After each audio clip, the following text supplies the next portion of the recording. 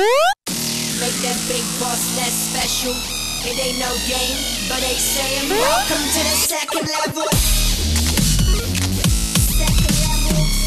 Second level gaming. Second level. It's taken me quite some time to get around to this one. I picked up the original Sherlock game, Crime and Punishment, while it was in an early PS4 sale and fell in love with it. So much so, I even bought an Agatha Christie game shortly after, just to get my English sleuthing fix. Sherlock Holmes, The Devil's Daughter came out quite a while down the line after the original, and was retailing at $50 at the time.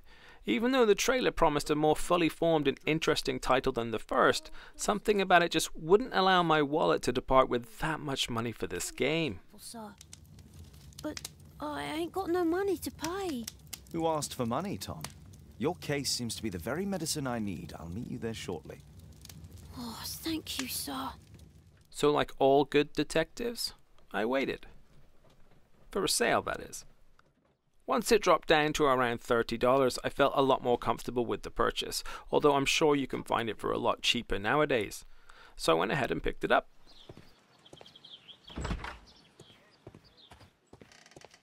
Due to the fact it was a physical copy of the game and I have gone almost exclusively digital in the last year or so, I had completely forgotten about it until recently when I noticed it collecting dust on the shelf. My eyes lit up when I remembered the purchase, and I also remember the game getting a criminally low amount of attention during release, so I opted to spend some time with it and see how it fared compared to the original, and perhaps to help you lot understand my obsession with these types of games. The basic idea behind any Sherlock game is this: you get a case, you follow the clues, you observe the people around you and your environment for the types of things only Sherlock Holmes would notice, you then use them in your line of questioning. You have a vast research library, a medical examination area, a map of London, your street urchin friend Wiggins, a sniffer hound named Toby, and of course, good old Dr. Watson by your side. So using your keen detective skills and all of the above, you go about trying to find a culprit. Each new clue and location leads to a further discovery, at which point you have to actually help Sherlock put the pieces together. Quite literally. By connecting his brain synapses together and creating new thought patterns. It's all very fascinating and exactly what you would want from the world of Sherlock Holmes.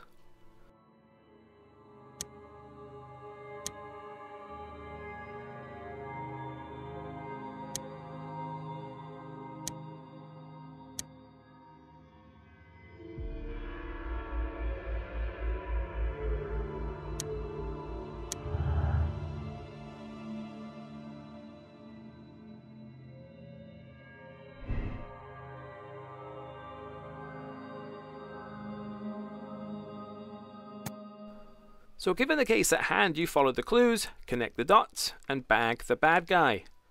It is, however, not always quite that simple.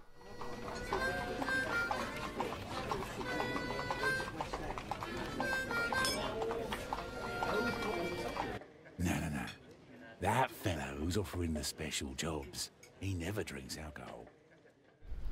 Each case can take an approximate 2 hours or so to finish, and there are many. On top of that, there is an overarching story being told at the same time, very much like the TV show.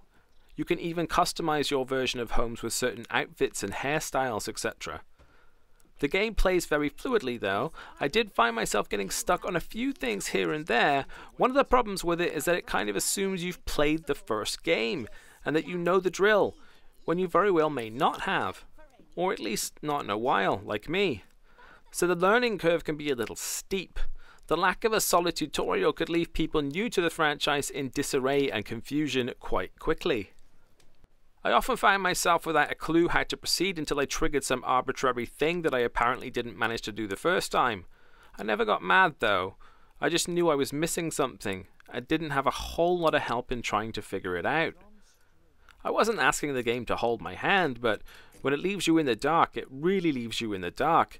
There is nothing in the way of any kind of hint on what you need to continue. So you search and search, looking for the one thing you know you need to proceed. But the game doesn't even narrow it down to a location. You may need to search every location you've ever visited to figure out what it is that you're missing. which can be a little frustrating, and ultimately those moments are few and far between, and mostly your own fault for overlooking something that on reflection was semi-obvious, at least to Sherlock Holmes. The sequel does all the great things a sequel needs to do though. By that I mean everything is a little bigger, brighter, and more interesting. It keeps the bones of the original game in terms of the detective work, but there's a lot more location-based travel, bombastic action-adventure segments, and alongside the awesome dog-based gameplay, where you sniff out something using Toby's epic nose skills, you can also take control of other characters such as Wiggins, and perform a full-on Assassin's Creed-style follow-the-target-without-getting-noticed mission. Rooftop stalking and all. What are you waiting for? Please, you don't have to beat him. I'll do it. I'll clean the chimney. Go on then.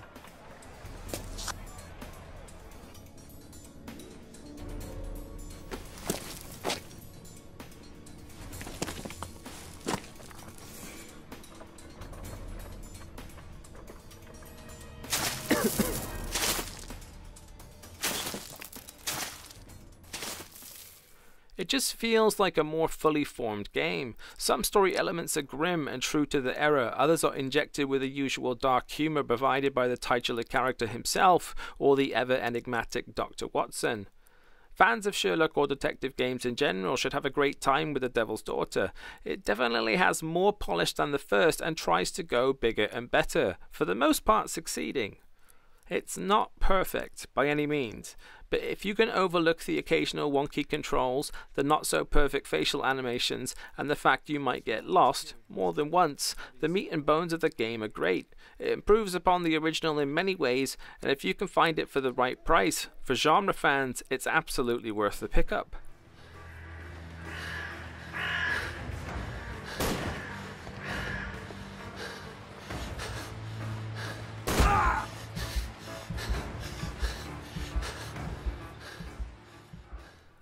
I'd love to see something like this ported over to the Switch. The case-by-case game segments are perfectly paced for on-the-go gaming, or just that quick little distraction game to take you away from your currently most played game, and give your brain a little bit of an exercise at the same time. Sherlock Holmes: The Devil's Daughter is a decent example of a lesser-known subgenre of gaming, and at least for me, it did everything I wanted it to, when it hit the right price. Thanks for watching. Oh, you're so clumsy. Can you please not... I have to visit Lord Marsh and offer him my services. Fisher, please allow Dr. Watson to enter. Good job, Watson. It ain't no game, but they saying welcome to the second level.